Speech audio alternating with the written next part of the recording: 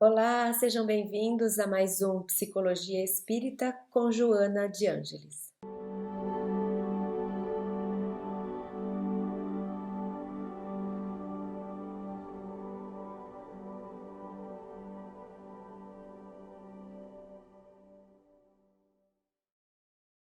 Nos episódios anteriores, nós trouxemos temas centrais que nos ajudam nessa busca pelo autoconhecimento, que nos dão ferramentas, que nos fazem provocações para essa tão esperada e buscada também reforma íntima.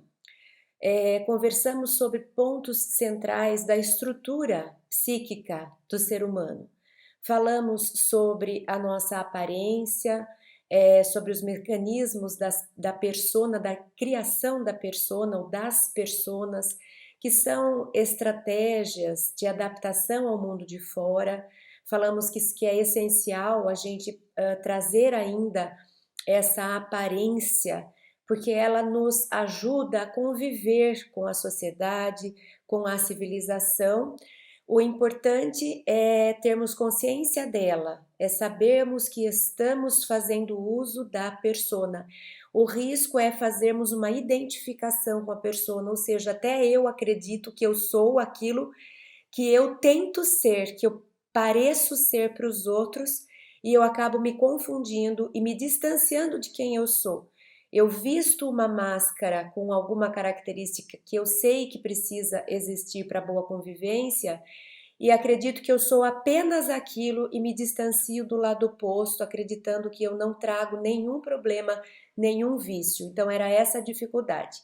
Nós falamos também sobre a sombra, ou seja, esse lugar do inconsciente, onde estão guardadas as experiências passadas, onde estão constantes, onde vivem os complexos que nos tomam, que nos fazem agir como nós não gostaríamos, é onde está guardada aquela nossa parte indesejada, ainda não desenvolvida ou reprimida. Falamos também sobre um pouco sobre o ego, essa noção de eu, que na verdade é como eu estou e não como eu sou. Quando falamos eu, estamos nos referindo àquilo que temos consciência a respeito de nós mesmos. Mas a nossa primeira provocação foi: somos muito mais do que apenas essa personalidade com a qual nos identificamos hoje. Eu estou nessa vida, Cris, mas sou um espírito muito maior. A minha totalidade, ela é muito mais ampla e profunda do que aquilo que eu conheço de mim mesma. Então, a reforma íntima e o autoconhecimento nos ajuda a ir em busca dessa conscientização a respeito de nós mesmos. Somos muito maiores, mais amplos, mais profundos e mais complexos do que nossa consciência é capaz de entender e de abarcar. Hoje vamos conversar um pouquinho a respeito desse eu total, dessa totalidade. Vamos um pouco em busca dessa ferramenta para nos conhecermos um pouco mais, esse caminho em direção ao si mesmo. Esse si mesmo sendo então a totalidade, sendo o eu total, o espírito, o self. Então, quando nós falamos sobre si mesmo, estamos falando sobre self e estamos falando sobre espírito. Por isso que a pergunta de hoje é: quem realmente sou?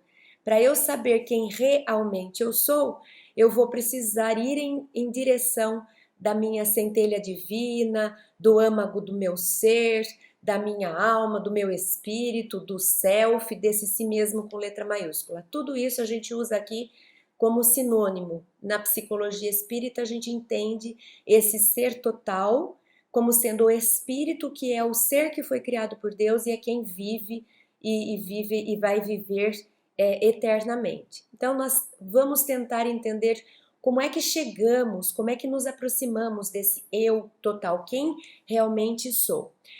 Tem um texto do filósofo Nietzsche, Friedrich Nietzsche. Ele é um filósofo pessimista, no sentido de que as suas provocações, o seu ponto de vista, eles são muito, às vezes, depressivos. Ele faz questionamentos que realmente parece que nos desanimam. Ele era muito fervoroso no sentido de não acreditar no ser humano ou na vida, ou pelo menos é isso que ele parecia passar. Mas para aqueles que são estudiosos de Nietzsche, que se realmente mergulham no seu pensamento, percebe que ele tinha assim esse lado humano e era um ser humano que não estava encontrando o seu propósito de vida, não conseguia entender a finalidade da vida na Terra, estava distante da espiritualidade e por conta disso não se sentia bem, não tinha prazer em viver e era muito questionador. Ele brigava com o Deus, mas era com o Deus criado pelo ser humano. Ele não conseguia entender esse Deus que precisa ser temido, ou que espera promessas, ou que deseja ser louvado. E aí a crítica que ele fazia a Deus, na verdade, ele estava fazendo uma crítica ao pensamento humano a respeito de Deus. Mas a gente mistura tudo, então ele foi bastante combatido. E tem um texto dele que está no livro Assim Falava Zaratustra. É um dos textos que está nesse livro, chama Das Três Metamorfoses. E esse livro traz esse texto das três metamorfoses, simplificando para não tomar tanto tempo, fala a respeito da transformação do ser humano de uma forma simbólica. Então ele diz que o ser humano primeiro, ele é camelo. E ele é camelo porque ele carrega as coisas nas costas, ele carrega coisas que não são dele, ele carrega expectativas dos outros, ele carrega culturas que para ele não fazem sentido, ele carrega a necessidade de pertencer porque a moda diz que precisa ser do jeito X ou do jeito Y, e ele vai carregando. E ele vai andando sem saber muito para onde vai, porque ele vai aonde ele é puxado. Ele vai onde mandam que ele vá. Então, essa primeira fase desse ser humano camelo é a fase quando o ser humano procura muito mais corresponder ao que o outro quer dele, esse burro de carga nesse sentido de sou simplesmente transporte, não tenho vida própria. Eu não vou para cá porque desejo ir. Eu não carrego aquilo que eu mesmo produzi. Eu vou para onde me mandam carregando o que me colocam. Depois ele diz que o ser humano passa por uma transformação, primeira metamorfose, e ele de camelo se torna leão. Agora ele vai, parece que de um polo ao outro polo extremo. Então, se antes ele só transportava o que os outros queriam e ele só ia para onde era mandado, agora, como leão, ele faz o outro lado. Agora, ele é o dominador, ele é o forte, ele é o poderoso. É ele que manda, é ele que é servido, ele se torna o poder, ele simboliza o poder. Então é como se ele tivesse compensando tudo aquilo que ele foi, aquilo que ele sofreu de dominação, dominando. E quantas vezes a gente não vê isso acontecer? A pessoa que sofreu muito por ter sido abusada no sentido de ser invadido o seu espaço, não ser respeitado os seus direitos, a pessoa que passou por dificuldades, que sofreu opressão, de repente chega numa posição alguma de poder e você vê a pessoa repetindo para o outro aquilo que ela nunca gostou que lhe fizessem. É como se ela estivesse descontando para os outros, para a vida, ou se vingando daquilo que ela sofreu. Então, eu entro nessa fase leão, passo pela primeira metamorfose e me transformo nesse leão. Então, eu grito, eu explodo, eu intimido, eu sou aquele bully, né? Aquele que faz bullying com os outros, eu ameaço, eu intimido, para depois perceber de novo que esse caminho não nos leva à felicidade, esse caminho não nos realiza, e então a gente faz a última transformação, que a gente se transforma em criança, de novo simbolicamente falando. Então a criança, Nietzsche traz como símbolo da nova vida, do recomeço, da pureza, da essência, do que realmente importa. A criança, aquela que se atrai, que gosta das coisas que são naturais. Aquela criança que ainda não entende o mundo no sentido de vou dominar. Ela é fraterna e solidária. Ela é empática com a dor do amiguinho, sem saber por que ele chora. Ela chora junto, ela se atrai. O bebê que imita o rosto daquele a quem ele observa e o rosto está triste, ele fica triste junto.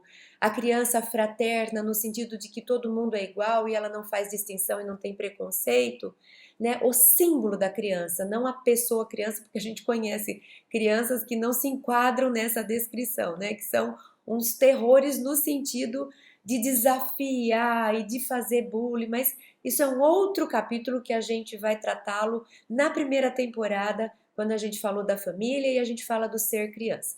Aqui nós estamos falando da criança simbólica, o que criança para a gente simboliza.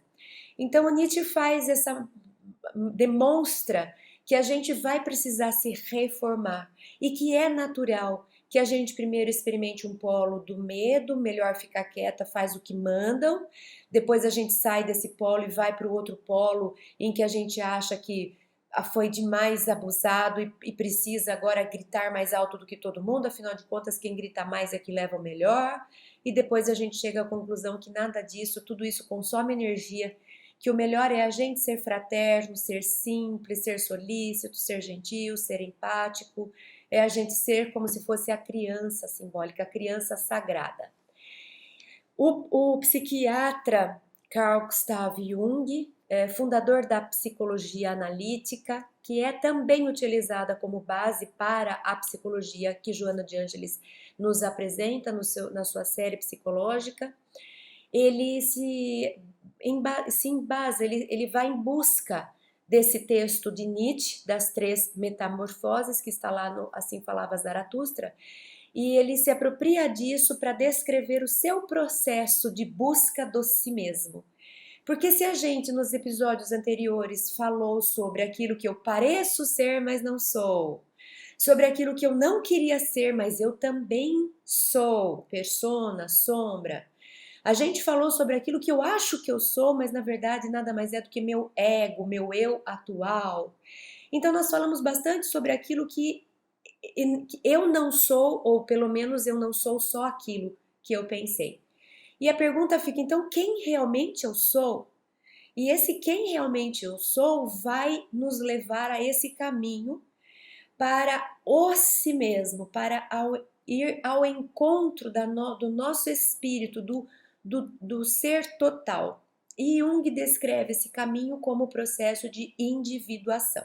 Então, sobre individuação é que a gente vai falar hoje. E nós começamos o texto, o nosso encontro de hoje, trazendo um texto de Joana de Ângeles que está em Amor Imbatível, Amor, capítulo 7. Joana diz assim: deixando-se arrastar pelo volume, massifica-se e perde o contato com a própria identidade, passando a ser mais um no grupo no qual se movimenta. Trabalho, recreios, estudos, em quaisquer atividades, submetendo-se ao estabelecido, ao gosto geral, à vontade alheia, às necessidades que os organizadores definem, sem o consultarem anteriormente. Os seus passam a ser os prazeres que outrem lhe concede, exigindo que se sinta bem e que se divirta, porquanto este é o convencionado. Membro que é do conjunto, as suas ações são as opções gerais. Eu não estou descrevendo aqui, ou melhor, Joana de Ângeles não está descrevendo aqui a nossa fase camelo. O camelo não tem identidade própria, não segue seu próprio caminho e não carrega seus próprios compromissos. O camelo está por conta do outro, do grupo, daquilo que mandam. O camelo é massificado, né? Temos uma tropa de camelos, não é tropa o nome, mas eu não sei como chama, um conjunto de camelos, né? Então é isso, a gente põe os camelos lá um atrás do outro, no Oriente ou antigamente, naqueles lugares, E um puxa o outro, que puxa o outro, que puxa o outro, e vai todo mundo igual, né? Todo mundo carregando e prometendo e se comprometendo com tarefas que não são suas necessariamente. Então, o que Joana de Ângeles chama atenção nesse texto quando ela fala da massificação? A respeito disso. O quanto que nós nos envolvemos em nosso trabalho, recreio, estudo, gosto e qualquer outra atividade, simplesmente porque é isso que se faz. Todo mundo está fazendo. Então, a gente vive quase que sem identidade. Somos uma massa, por isso que eu escolhi essa imagem. Porque é uma sensação de que para eu não sofrer represália, ser banido, excluído, cancelado, para eu não ser deixado de lado, eu acabo tentando pertencer a esse conjunto que dizem que é o bonito, que leva a curtidas, o que faz fama. E muitas vezes isso está tão distante de quem eu verdadeiramente sou. Então, a primeira fase que a gente vai enfrentar quando a gente falar eu abro mão de tentar ser igual a todo mundo, para poder receber o que todo mundo recebe, para pertencer aos grupos, enfim, eu abro mão. Eu preciso saber de fato quem eu sou. É quando eu desisto de ser essa massa, esse camelo que vive a vida do outro, que vive para o outro, que serve ao outro. E esse outro não necessariamente é uma pessoa, às vezes é uma ideologia, às vezes é um valor cultural do momento histórico que estamos vivendo, às vezes é o que se convencionou ser no grupo do qual eu faço parte, né? E eu não sei nem dizer a minha opinião a respeito, porque não precisa sair do grupo. Eu posso ficar no grupo consciente de que eu combino com aquilo, porque na minha essência eu sou igual. Então tudo bem, o problema não é fazer parte da massa. O problema é estar massificado.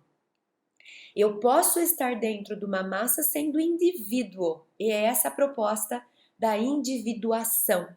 A individuação não é te retirar do convívio social e colocar você lá no Monte dos Elfos para viver sozinho, isolado, nos Alpes do Himalaia para meditar. Não é você ser individualista, não é você ser egoísta, não é você viver à parte e não é você viver sozinho você para você mesmo, isso é ser egoísta.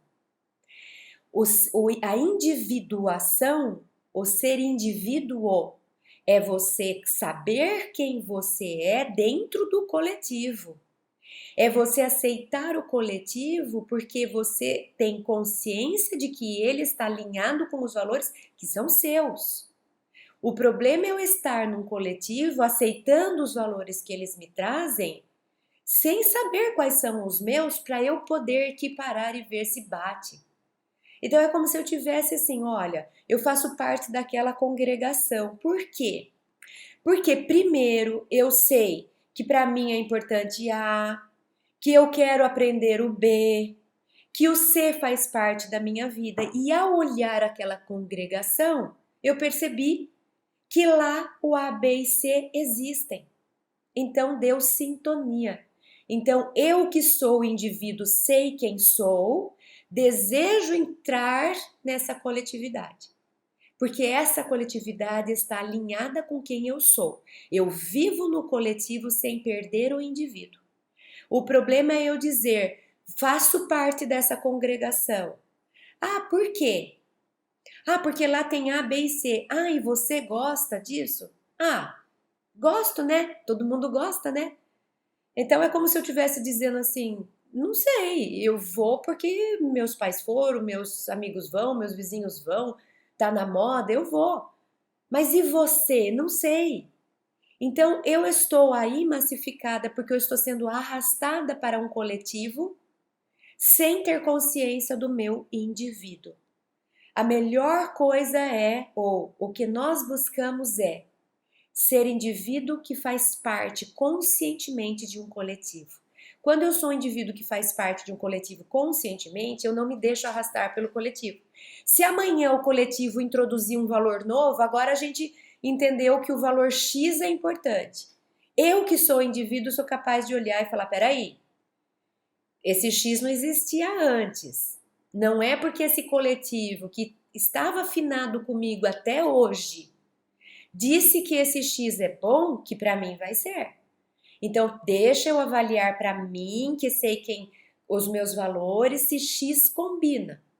Ah, combina, então ótimo. Agora eu incorporo o X porque primeiro eu vi que o X para mim fez sentido. O problema é eu internalizar o X, não pensar a respeito, virar papagaio e alguém me perguntar, mas por que o X faz sentido na sua vida? E eu vou falar, na minha vida, eu não sei. É porque eu tô lá, todo mundo tá lá, eu tô lá junto, então vamos.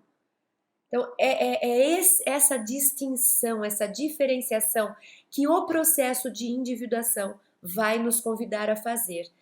Então, quando eu faço a pergunta quem realmente sou, eu estou dando o primeiro passo no caminho da individuação. A individuação, a gente sabe, a gente já falou nos episódios anteriores, é de Píndaro, o Torna-te quem tu és, do filósofo Píndaro, lá da antiguidade. Torna-te quem tu és. E aí eu pergunto, mas eu não estou me tornando quem eu sou? Não necessariamente. Talvez você esteja se tornando o que a cultura está te transformando, o que os seus pais geraram de expectativas a seu respeito, o que os seus amigos disseram que é bom ser para ganhar dinheiro, o que todo mundo anda fazendo. Você pode estar se tornando tudo isso menos você mesmo. Então, torna-te quem tu é significa gasta um tempo e uma energia e dedica, se ocupa, bota a atenção em você, para você conhecer-se em espírito, para ver se a vida que você está vivendo, os valores que você está perseguindo, os lugares onde você está frequentando, se combinam com o espírito que você é, se fazem sentido para a sua trajetória espiritual. Nós precisamos nos esforçar para estarmos conscientes, porque o véu do passado faz com que nós tenhamos a sensação de que essa vida é a primeira. E a pressão social, a psicologia de grupo é muito forte e vai nos arrastar. E daqui a pouco eu vivo uma vida inteira para chegar lá no fim e descobrir que eu vivi uma vida que não era aquela que eu queria ter vivido. Então a individuação é nós nos tornarmos quem somos e para isso vamos precisar fazer um processo terapêutico que é de diferenciação. Diferenciação significa eu vou olhar para dentro e vou começar a conversar comigo mesma, nesse diálogo interno, falando comigo. E eu vou descobrir se aquilo que eu carrego, acredito, faço, penso, creio, se é meu, se não faz sentido para mim, se é uma coisa que fez sentido para minha origem, para minha família de origem, mas não me faz mais sentido, se eu não estou correspondendo muito ao que a sociedade quer e acabo me distanciando de quem eu sou, eu vou diferenciando. E aí, de repente, eu vou chegar em lugares que eu vou falar assim, nossa, eu ajo desse jeito porque a minha família age. Tomei consciência. Eu estou repetindo exatamente o modelo familiar. E agora que me caiu a ficha, como diz Joana, caí em mim, no livro Em Busca da Verdade. Eu caí em mim. E agora? E agora que eu posso escolher. E eu posso dizer assim, não, mas isso para mim eu acho bom. Eu acho que isso é útil. Eu gosto, ótimo. Então, eu continuo fazendo o que a minha família sempre fez, mas agora isso é meu, porque eu me apropriei. Eu não estou fazendo automaticamente porque eu sempre fiz, porque todo mundo fazia. Eu agora caiu minha ficha e eu escolho continuar fazendo. Então agora isso é meu. Eu diferencio para depois integrar. Ou eu posso dizer, nossa, não tem nada a ver comigo. Então, obrigado, me trouxe até aqui, foi útil, mas para mim não me cabe mais. Então eu deixo e eu vou seguir aquilo que é meu. Eu preciso diferenciar para poder olhar e escolher. Fico ou não fico? Fico, ok, eu volto a integrar porque eu quis, passa a ser meu. Não, não me serve mais, entrega, fica para trás, obrigada, me trouxe até aqui, agora eu vou tentar alguma coisa diferente. Então, esse é o processo de individuação. É eu ter mais consciência de mim mesmo a cada fase, a cada etapa. Então, eu chego nessa nova vida na criança. Então, aqui a gente não está vendo camelo, a gente está vendo camelo. Massificação é camelo, vai todo mundo tá indo, vai também, não pergunta não, só carrega, só segue. E aí, em busca da individuação é em busca da criança, nova vida, novo pensamento, liberdade, inocência, essa coisa até angelical, quando Jesus fala, né, deixai vir a mim os pequeninos, porque o reino dos céus é para aqueles que a ele se assemelham. É esse que tem fraternidade, solidariedade, que gosta de tudo, que se encanta com a natureza, né? É essa criança, simbolicamente falando. Então, Joana de Ângeles, ainda no Amor Imbatível Amor, capítulo 6, no entanto, ela nos chama atenção sobre a diferença de individuação e individualismo. Então ela diz assim: individualismo, que é a conduta imposta pelo ego conflitivo, é uma coisa. Individualismo tem a ver com egoísmo, tem a ver com ego inflado, tem a ver com eu sou o centro de tudo. Leão.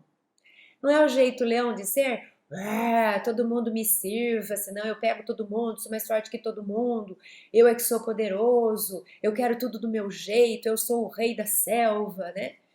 Então, individualismo é ego inflado, só eu, tudo para mim, eu sou o centro de tudo. Todo individualista impõe-se usando os demais e converte-se em títere de si mesmo e dos outros, ou sucumbe nas sombras espetaculares do transtorno íntimo e acaba fugindo para a loucura ou para o suicídio, quando percebe que não foi feliz, está atormentado e aí não sabe mais para que caminho seguir. Então, Joana de Ângeles nos chama atenção: individuação não tem a ver com individualismo. Individualismo é uma exacerbação do egos. Tudo gira em torno de mim, eu sou mais que todo mundo, eu em primeiro lugar. Individuação não, é para dentro. Sou eu comigo mesma. Sou eu me responsabilizando pela parte que me cabe, sou eu deixando de reclamar do outro e fazendo a minha própria obra pela minha própria transformação, sou eu me responsabilizando pela parte que me cabe na sociedade, sou eu sendo protagonista, sendo o principal ator do meu palco. Eu é que puxo, eu é que direciono, eu é que escolho, eu é que decido, porque sou eu que me responsabilizo pelas minhas ações. Então eu não vou fazer porque o amigo falou que é bom fazer, eu não vou fazer porque a moda me pune se eu não fizer, eu não vou fazer por pressão social, eu vou fazer por consciência e responsabilidade. Isso é ser indivíduo adulto maduro. O individualista está tentando atender seus prazeres, seus desejos. Eu quero desse jeito, eu quero todo mundo aqui, eu quero ninguém aqui, eu quero que a pessoa faça, eu quero que o outro deixe de fazer. É como se eu fosse um ditador do meu próprio ego.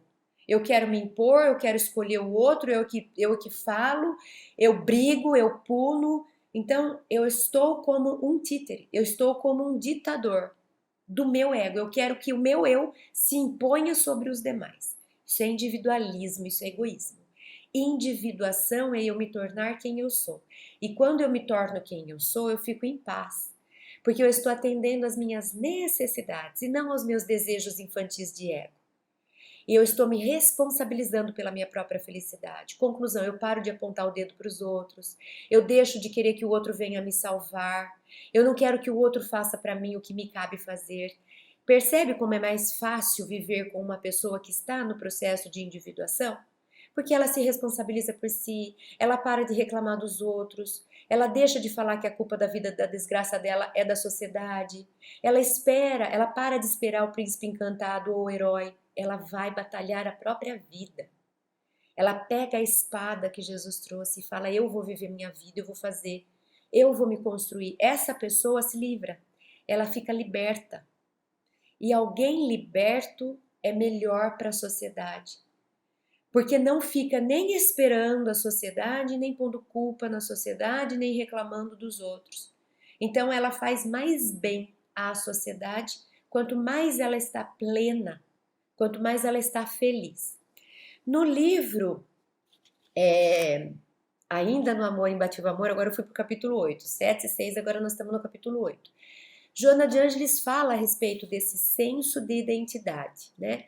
Então ela diz assim, ó, um senso de identidade normal transita entre os acertos e os erros, sem autoexaltação nem autopunição, enfrentando as situações como parte do processo evolutivo que todos encontram pelo caminho. Então, por que eu selecionei isso? Porque quando a gente vai fazer a diferenciação para a gente conhecer, né, esse caminho da individuação, eu preciso ter consciência de que num caminho, principalmente de nós que estamos no mundo de provas e expiações, vai haver erro e acerto. E é preciso que a gente esteja em paz com os dois. Se eu já achar que eu estou pronto, que eu sou Deus, que eu sou maior, o que vai acontecer? Diante do erro, eu vou tentar tirar ele fora, esconde embaixo do tapete, como a gente falou nos episódios anteriores, põe no colo do outro, o problema é o outro. Então eu inflo meu ego, porque eu não erro. Se teve erro na minha vida, não foi meu, foi alguém que errou na minha vida. E se eu acerto de novo, eu sou o tal, foi eu que fiz. E de novo não dou o valor para o que os outros fizeram na minha vida. Então, primeira consciência que eu preciso ter, eu saber que errar faz parte e tudo bem, eu não me culpar, eu não me punir e eu nem querer culpar e punir os outros, mas errar é mecanismo de aprendizagem. O que eu preciso aprender com o erro? Então eu posso continuar no meu trajeto para a individuação. Errei aqui, puxa vida, pisei na bola ali, me desviei de lá, tudo bem. Volta e retoma. Eu posso errar, tá tudo certo, eu aprendo com o erro. Mas se eu não posso errar, eu vou me punir, eu sento e choro, eu me sinto uma desgraçada. Parou, estagnou, sentou no caminho da individuação. Eu quero jogar a culpa no outro, é o outro, é o outro, é o outro. Parou do mesmo jeito. Então, assumir erros e aprender com erros, ao invés de esconder ou de culpar o outro, eu continuo andando. Porque enquanto eu estou andando, nossa, eu errei, o que eu faço? Vou tentar de novo, mais uma vez, eu estou andando. Mas se eu não admito o erro, quero jogar para o outro ou me culpo, eu paro. A mesma coisa com o acerto. Se eu acertei uma coisa e eu começo, olha, viu, eu parei para ficar exibindo meus troféus. Eu parei. Agora, se eu, olha que legal que eu fiz, agora eu vou conseguir me esforçar ainda mais e eu continuo andando. Então, eu tive um acerto, fiquei feliz, celebrei, comemorei e isso me deu gás para ir mais um pouco e para ir mais um pouco. Mas se eu tivesse ego inflado, eu esqueço do caminho para ficar exibindo o meu troféu para todo mundo. Então é preciso que a gente se conscientize a respeito desse mecanismo que é da lei divina, que é de errar e acertar. E a gente traga isso inclusive para as crianças. Para as crianças. Veja que quando Jesus está lá e as crianças automaticamente buscam Jesus, os próprios apóstolos acharam isso um erro. Não pode, afasta dele. E Jesus fala, não, deixa a naturalidade existir, deixa as crianças virem. E aí que ele faz essa fala, né? O reino dos céus é para aqueles que elas se assemelham. Quer dizer, para de ser tão engessado, de achar que tudo precisa ter protocolo, que isso está errado, que aquilo não pode, que isso é pecado. Seja mais natural. Mas e se eu errar? Conserta, aprende, cresce, muda, transforma, repara. Então, eu não vou conseguir enfrentar um processo de individuação e buscar o meu si mesmo profundo se eu não estiver em paz com erros, com sombras. Porque o que deve ter lá dentro nas minhas sombras, gente? O que eu devo ter feito nas minhas vidas passadas? Não, eu fui o apóstolo João, depois eu fui... O que eu devo ter feito? Se eu não tiver ok com os erros, eu vou me punir ou eu vou evitar olhar. As duas formas não nos levam ao crescimento e à reforma íntima. Para eu reformar, eu vou ter que estar com prontidão para olhar para os podres e falar tudo bem, faz parte. Faz parte, eu sou criança ainda, estou aprendendo. Mas eu vou continuar, eu não vou parar. Então, cuidado com as conquistas, porque elas nos paralisam, porque elas nos fascinam, e cuidado com os erros, porque eles nos paralisam e eles nos derrubam. Lembra que errar e acertar são dois termômetros. Errei, ups, termômetro está me dizendo que não é para cá, volta. Acertei, que bom, termômetro está me dizendo para continuar. E só isso. Eu não sou melhor do que todo mundo porque eu acertei, porque eu acerto hoje e erro amanhã. Eu não sou o pior de todo mundo porque eu errei hoje, mas eu acerto amanhã. Então a individuação requer tranquilidade da nossa parte para aceitarmos quem somos, ainda que ao olhar para isso, venhamos a descobrir muitos erros, muitos vícios, muitas más tendências. Continuando um pouco a respeito desse senso de identidade, no mesmo capítulo, Joana de Ângeles fala a respeito da educação, e eu que sou pró-educação, não resisti, então faço um parênteses na nossa busca e estou falando agora com os educadores, né? O dever dos pais em relação aos filhos, na moldagem da identidade, então você que fala assim, puxa vida, eu queria ter visto isso antes, né? Agora eu já tô na metade da vida, já sou velho, que seja. Então vamos prestar atenção para a gente oferecer para as crianças um pouco diferente daquilo que a gente recebeu, para que eles ganhem algum tempo no seu processo de individuação, para que eles não percam anos fazendo camelo para depois perceber que eles precisam se direcionar para ser criança, né? Fazendo analogia lá com o Nietzsche. O dever dos pais em relação aos filhos na moldagem da identidade é muito grave, porquanto, de acordo com a conduta mantida, aquela será plasmada dentro dos padrões vigentes no lar. Exemplo, que exemplo você tem sido como educador, mãe, pai? As castrações e inibições, os conflitos não superados e as necessidades emocionais não satisfeitas contribuem para um transtorno de identidade, gerando a necessidade da projeção do papel dos pais nas outras pessoas. A criança é um ser imitador por excelência, afinal, tudo quanto aprende decorre, na sua maioria, da capacidade de imitar, de memorizar, de reflexionar. Imitar faz parte do processo de desenvolvimento psicológico saudável.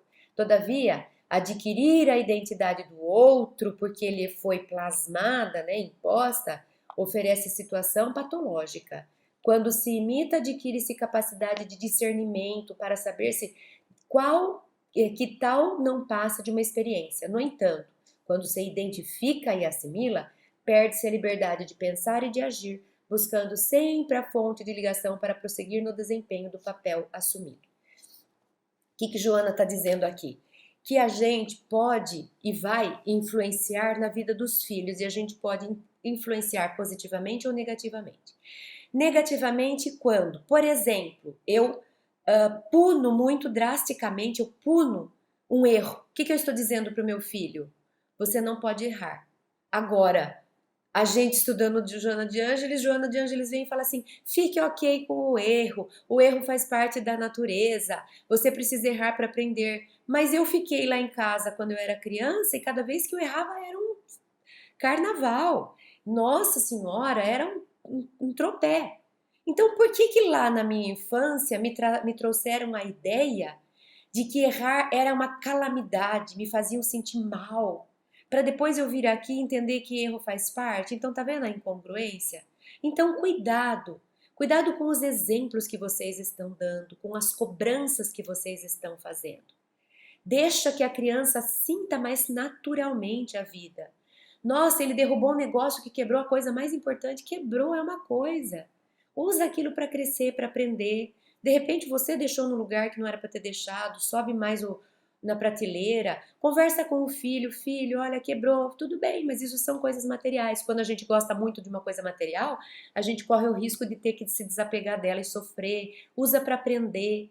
Mas não põe culpa, não faz com que ele sinta como se ele fosse horrível pelo que ele fez. Ele só errou. Quem de nós não erra?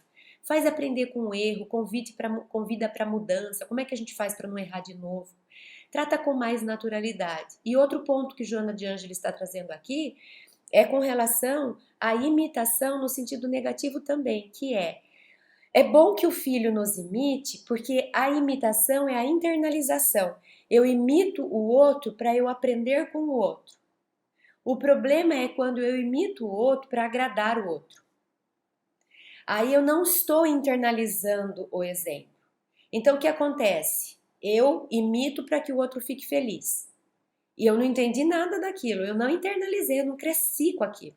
Eu só fiz o que o outro queria que eu tivesse feito para que ele ficasse feliz.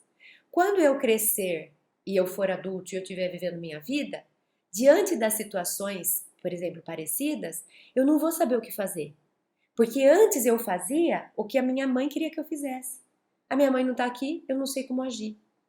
Então, imitar tem que ser um processo de internalizar e não de agradar.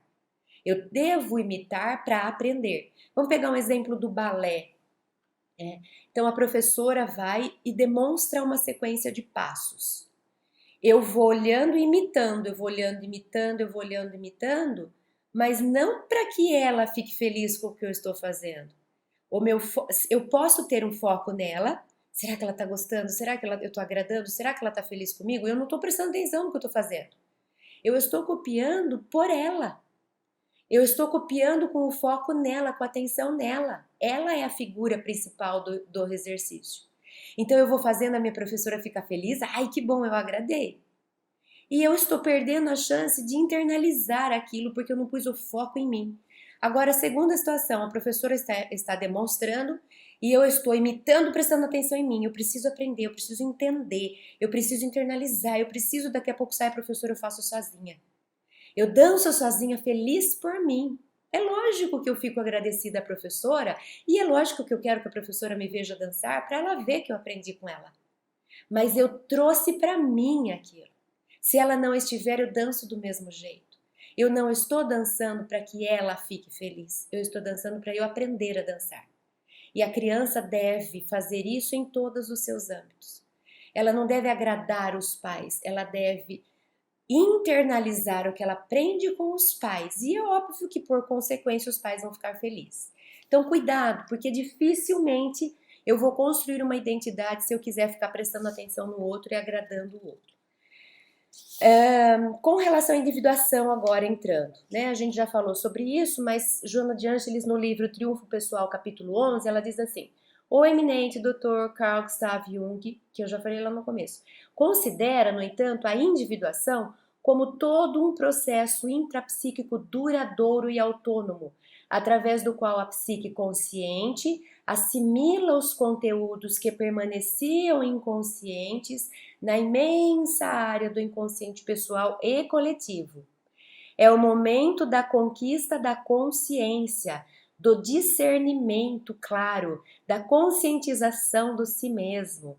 Graças a essa conquista, é possível separar a personalidade individual do coletivo. Lembra? A gente falou isso. Então, torna-te quem tu és. Então, Joana de Ângeles traz aqui essa referência do Jung, mostrando pra gente. Individuação não é me tornar egoísta, centrado em mim. Individuação é eu me esforçar para eu saber quem eu sou e quem o coletivo é.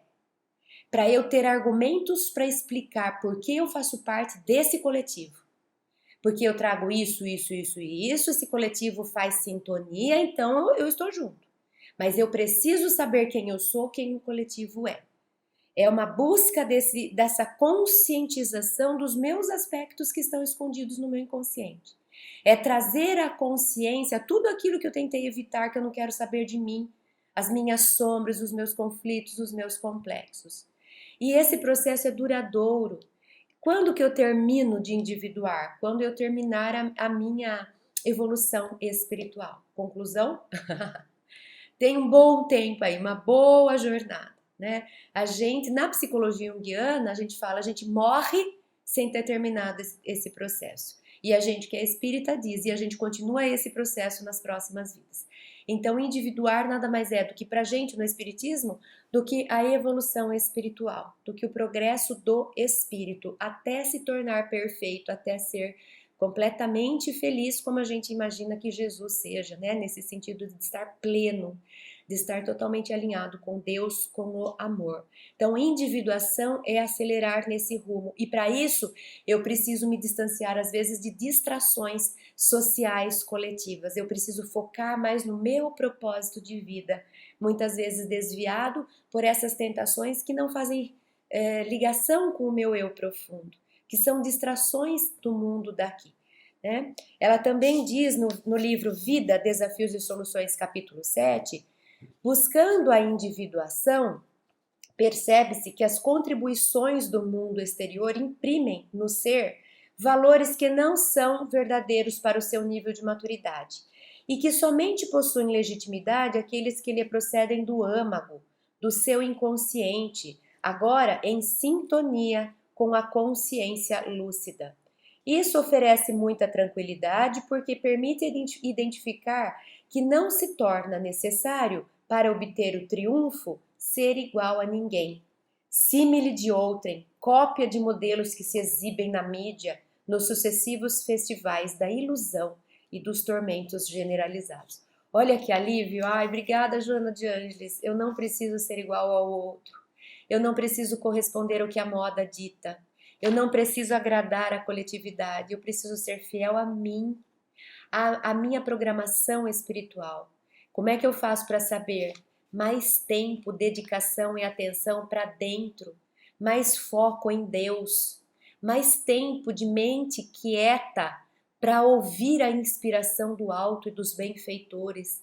Eles é que nos orientam a respeito do nosso caminho. Não é olhando ao nosso redor para corresponder, para agradar. Então, a gente tem, eu pus essa mulher falando não, chega, porque a gente tem deixado muito influência de fora para dentro. A gente tem sido muito alvo daquilo que está na mídia, daquilo que está sendo gritado no mundo, né, nas portas largas da perdição. Então, chega dessa influência de fora para dentro que só me enche, que só me preenche, mas não me satisfaz e não me planifica. Mais movimento de dentro para fora. Se direciona mais na vida, menos ouvindo o que os outros te dizem, mais recorrendo à própria consciência, ao próprio inconsciente, à espiritualidade. Busca mais dentro, no silêncio, na meditação, na oração. O que fazer, para onde ir, o que seguir. Esse é o caminho de quem está vivendo a própria vida, porque eu estou recorrendo a respostas que dizem respeito ao meu ser, ao meu trabalho, à minha tarefa na minha existência. E não falando o que o outro quer que eu faça, o que a mídia diz que é bonito, o que está na moda fazer. São histórias que não são minhas necessariamente. Então volta mais para si, dê tempo mais para você ficar no silêncio, onde a gente pode ampliar as nossas antenas para poder captar aquilo que nos faz sentido, né? Ainda no livro Em Busca da Verdade, ainda a respeito da individuação, Joana de Ângeles traz assim no capítulo 8. Quando se inicia a identificação desses conteúdos graves, normalmente surge angústia, rejeição de si mesmo, surpresa com significados mórbidos, perversos, vulgares, destituídos de sentimento, que se encontravam adormecidos, podendo produzir alguns transtornos neuróticos. No entanto, perseverando-se no objetivo, passa-se a outro nível do inconsciente com diferentes conteúdos, a menos estimulantes. É normal que isso tenha lugar, porque toda vez que se mergulha em águas acumuladas, chega-se até os depósitos de lama, que após vencidos permitem a transparência cristalina do líquido armazenado. Então precisa ter disposição e saber ter consciência. Ninguém vai mergulhar no inconsciente, ninguém vai começar a conversar consigo mesmo e sair alegrinho porque ela só tem luz, porque não tem só luz por enquanto. Então, saber que das 3 metamorfoses, tudo passa e a gente vai. Tenha paciência de encarar as etapas iniciais do processo, quando dá a sensação que tudo está pior, que agora eu não sei mais quem eu sou, e agora eu sei dos meus traumas, e agora o que eu faço com isso? Tenha paciência, imediatista. Ou você achou que ia ficar milhares de anos acumulando experiências negativas e quando descobriu que precisa fazer o mergulho, iluminou da noite para o dia? Vamos pensar, o sol começa a aparecer à meia-noite, vamos dizer assim, né? No raiar do novo dia. Para ele vir a pico ao meio-dia. Não é porque pronto, a partir da meia-noite já temos um novo dia que o sol surge plim no meio do dia, lá no céu, no pico. Não, é processo, uma rosa. Fica olhando para uma rosa e fala, vou ver ela desabrochar. Você não consegue, você não vai ter paciência. Não vai ter meditação suficiente para você ver ela desabrochar. No entanto, ela vai, só que num ritmo e numa etapa tão devagar que a gente tem a sensação de que não está saindo do lugar. Está. Calma. Então, Joana de Ângeles nos lembra sempre. É processo, são etapas. E muitas vezes etapas são vidas. São vidas. Então, menos pressa, menos imediatismo, mais paciência, menos cobrança, sabendo que esse processo é demorado, é sofrido, vai me dar angústia, vai me frustrar, vai me dar ansiedade. Só que se eu não tiver um pouco de prontidão para enfrentar isso, eu não vou sair do lugar. Então, fazer faxina, fazer reforma é lidar com entulho, é lidar com ruína, é organizar, é reconstruir, é reformar, é limpar. Essa fase é sacrifício, é trabalhosa, mas depois o resultado é muito gostoso, satisfatório, né? Então, vamos ter paciência, né? E agora, o que eu faço? Continua vivendo, vai observando a si mesmo, vai tomando mais consciência de cada fase, de cada aspecto de si mesmo. Olha, aqui é a minha persona querendo aparecer. Olha, aqui é o meu ego que acha que é tudo que existe. Olha que interessante, eu consegui ouvir a voz do self, que me deu uma orientação diferente daquela que eu costumo fazer. Vai observando, vai dialogando, vai analisando os sonhos, vai observando as sincronicidades. É um exercício, é como se eu estivesse despertando uma nova faculdade, que é a faculdade de atenção com coisas essenciais, mas que antes eu não ligava. Eu estava preocupada com as coisas lá de fora, com coisas que precisam ser feitas. É novo para mim essa observação de coisas pequenas do meu dia a dia. Por que eu usei essa palavra para falar com fulana? Por que naquela situação nossa, aquilo me afetou de um jeito que eu fiquei muito irritado? São coisas que antes eu deixava, passava despercebido e eu ia, como se eu tivesse um zumbi, como se eu tivesse inconsciente. A individuação é presta atenção em você. Presta atenção, faça perguntas sobre você. Investigue, é muito de um trabalho de investigador de si mesmo. Não se justificando, se culpando, se punindo, desviando, fingindo. Não. Se conhecendo, olha, e eu trago esse aspecto, que coisa, né? Sempre falei que o outro era isso, descobri que eu também sou. Não se culpa, não se envergonha. Não, que bom, olha, já conheço um pouco mais de mim mesmo. Esse é o processo da individuação. Sem frustração, sem ansiedade, tudo bem ter dúvidas. É uma coisa de cada vez, é um pouco de cada vez, né? É um esforço. É uma obra-prima. O que é uma obra-prima? É aquela que deu muito trabalho de ser feita, que exigiu os melhores dotes e talentos de cada um, mas que se transformou realmente nessa peça única que é o eu, o si mesmo, esse verdadeiro eu, esse espírito, né, que que Deus fez, único e especial. E no livro Vida, Desafios e Soluções, capítulo 7, Joana de Ângeles fala sobre esse ser único. Tornar-se um ser total, original, único é a proposta da individuação, que liberta a consciência das constrições mais vigorosas do inconsciente dominador. É indispensável, dessa forma, enfrentar o inconsciente com serenidade, descobrindo-o e integrando-o à consciência atual, pelos melhores caminhos que estejam ao seu alcance. Cada ser encontra a sua própria rota, que deve seguir confiadamente, trabalhando sempre, sem culpa, sem ansiedade, sem receios injustificáveis, sem conflitos responsáveis por remorsos. É como se ela falasse, tá tudo bem, né? Eu pus essa foto que é uma digital e uma pessoa, porque é isso. Tá tudo bem, você é único, você está destinado a ser único, ser especial. Um dia todos nós seremos anjos, já diz a letra da música. Calma, paciência, a gente está começando, nós estamos criando consciência há pouco tempo. Temos uma longa jornada para essa busca dos nossos valores escondidos, reprimidos, negados, para poder ser pessoas mais inteiras na Terra. E sendo mais inteiros, podemos oferecer o nosso melhor para o mundo. Sem cobrança, sem culpa, sem projeção, já falamos bastante sobre esses mecanismos de fuga do ego. Né? Então, é aceitar, é ter paciência, é ser resiliente, ser resignado e continuar. Continuar fazendo perguntas a você mesmo, a querendo se conhecer um pouco mais. Esse é o convite que Joana de Ângeles nos deixa nesse dia, né? Então, tem uma vez eu ouvi um professor já não me lembro mais, dizendo dos movimentos do espírito, da alma, né, do ser humano aqui na Terra.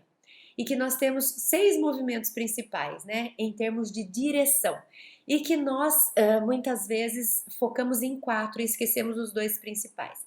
Então, ele dizia assim, muitas vezes nós gastamos um tempão fazendo um movimento de ir para frente e para trás. Simbolicamente, né, psicologicamente falando, ir para frente e para trás significa eu vou para o futuro e para o passado. Ou seja, ora eu estou ansiosa esperando por aquilo que ainda não chegou, ora eu estou depressiva lamentando aquilo que já passou e não estou onde eu precisava estar. Então eu estou para frente e para trás, ansiosa e depressiva, ansiosa e depressiva. Outras vezes nós gastamos um tempão e muita atenção em movimentos que vão para o lado, para cá e para lá, simbolizando a nossa necessidade de viver a vida do outro. Eu saio do meu caminho e vou viver a vida desse porque eu tenho inveja, vou viver a vida daquele porque eu tô com raiva, eu vou perseguir, eu vou me vingar. Então muitas vezes a gente fica indo para os lados, se ocupando com outras vidas que não são a nossa, e invejando, ficando com raiva, julgando, perseguindo, querendo ensinar o outro a viver a vida dele, e a gente sai do nosso caminho de novo. E ele diz que a gente fica nisso, vai para frente, para trás, para um lado, para o outro, para frente, para trás, para um lado, para o outro, e esquece do principal, que é o que a gente veio fazer aqui, que é o eixo vertical, que é eu devo ir para cima em busca de Deus e devo ir para baixo no sentido de ir para dentro, para o âmago, para a profundeza do meu ser. Isso é que me ajuda a acelerar a minha marcha. Eu buscar o alto, a conexão com Deus, e ao mesmo tempo eu alcançar o meu âmago, o meu profundo, o meu chão que está lá dentro de mim. Então que a gente dedique mais tempo para cima e para baixo no sentido de dentro, menos tempo para frente, para trás e para um lado, para o outro. Esse é o convite para a individuação. Muito obrigada e até o próximo domingo.